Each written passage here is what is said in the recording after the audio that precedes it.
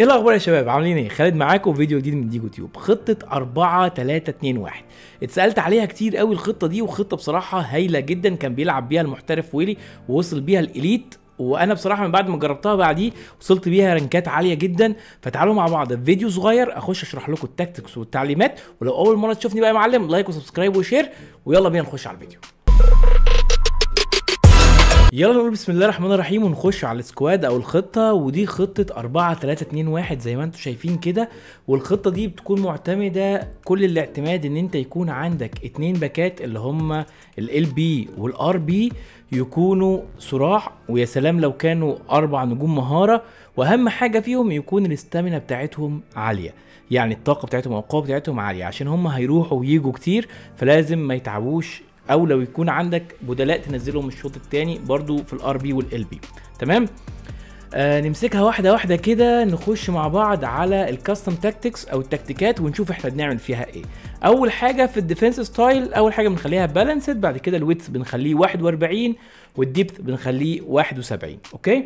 نيجي بعد كده في البيلد اب بلاي، دي برضو بنخليها بالانسد متوازن، ما بنجيش جنبيها. بعد كده التشانس دي بنخليها دايركت باسنج زي ما اتعودنا في 3/4 التكتيكات بتاعتنا في الخطط اللي فاتت. تمام. بالنسبه للويدث بنخليه 40، واللعيبه اللي جوه البوكس اللي بيروحوا للبوكس بنخليهم 7، والكورنرز والفري كيك بنخليها 1-1. وانت زي ما انت طريقه لعبك انت بتخلي الكورنرز او الفري كيكس على حسب طريقه لعبك انت ازاي. اوكي. نيجي بقى على الانستراكشنز او التعليمات ونشرح ليه بنعملها كده وازاي بتتعمل. اوكي. اول حاجه بالنسبه للسوبر سترايكر اللي هو الفيرود بتاعك، والجناح ده اللي هو السي اف اللي هو الناحيه ده، الاثنين دول ما بنديهمش اي حاجه، اللي هو ناحيه اليمين السي اف اللي ناحيه اليمين والجناح اللي ناحيه اليمين والسترايكر ما بنديهمش اي حاجه، بنسيبهم زي ما هم. اوكي. اما بالنسبه للجناح الشمال فده بنديله كوم باك تو ديفنس، يعني الرجوع للدفاع. تمام. ليه بقى بنخليها الرجوع للدفاع؟ عشان بتقلب وقت الدفاع ل4-4-2، يعني بيبقى في واحد كمان مغطي الوينج ده والتاني ده بيبقى كأنه مهاجم تاني. اوكي. بنيجي بقى لمين؟ للمحاور او خط الوسط اللي عندنا. فبندي الاثنين اللي هو ناحيه الشمال واللي في الوسط، الاثنين بنديهم ستي باك وايل اتاكينج، البقاء في الخلف اثناء الهجوم، والاثنين بنديهم كفر سنتر، يعني اللي هو في النص واللي ناحيه الشمال دول بنديهم ستي باك وايل اتاكينج اللي هو البقاء في الخلف اثناء الهجوم، وبنديهم كفر سنتر اللي هي تغطيه المنتصف.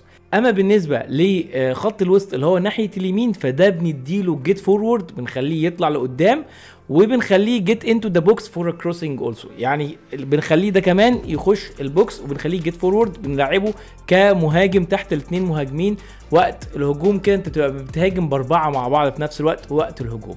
تمام. نيجي بقى بالنسبه للباكات اللي عندنا، فبدي الاثنين الار بي والال بي اللي عندي اللي هو زانيتي وكول، هنا بنخليهم بالانسد اتاك، ما بنديهمش اي حاجه، بنخليهم زي ما هم كده. ولو عايزهم، لو عايز تزود الهجوم بتخلي الاثنين باكات بتوعك جوين اتاك. اوكي. كده انت بتبقى بتهاجم بحوالي 6 مع بعض مره واحده. في حاله الدفاع بيرجعوا برضو بيردوا في الدفاع، فانت لازم يكون الباكات بتوعك الاستامينا بتاعتهم عاليه، يكون باكات الطاقه بتاعتهم عاليه. ما ينفعش باكات طاقتهم قليله، لان هم هيقعوا منك في نص المباراه، الا لو عندك تغييرات ينفع تغيرها في نص المباراه يكونوا برضو باكات كويسه وقويه، ويا سلام لو صراع و4 نجوم مهاره. بس كده. ودي كانت التعليمات والتكتيكات لخطه 4-3-2-1 اللي بيلعب بيها ويلي، واللي انا وصلت بيها رانكات كويسه. يا ريت تجربها وتكتب لي في الكومنتات ايه رايك فيها. ولو اول مره تشوفني بقى يا معلم لايك وسبسكرايب وشير، واشوفك في فيديو جديد من ديجو تيوب. سلام.